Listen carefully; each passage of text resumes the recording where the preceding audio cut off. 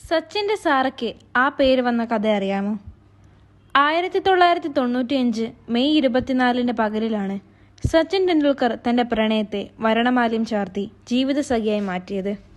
1997 October 12 ആ ദാമ്പത്യ വല്ലരയിലെ കടിഞ്ഞൂൽ കൺമണിയായി ഒരു പെൺകുഞ്ഞു പിറന്നു.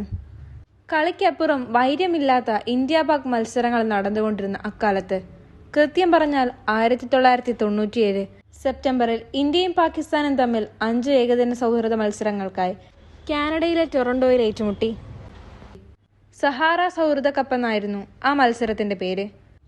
ആ മത്സര പരമ്പരയിൽ പാകിസ്ഥാനെ 4-1 പരാജയപ്പെടുത്തി കപ്പെടുത്ത ശേഷം നാട്ടിലെത്തിയ സച്ചിനെ കാത്തിരുന്നത് കടിഞ്ഞൂൽ കൺമണിയുടെ ജനനത്തിന്റെ സന്തോഷമാണ്.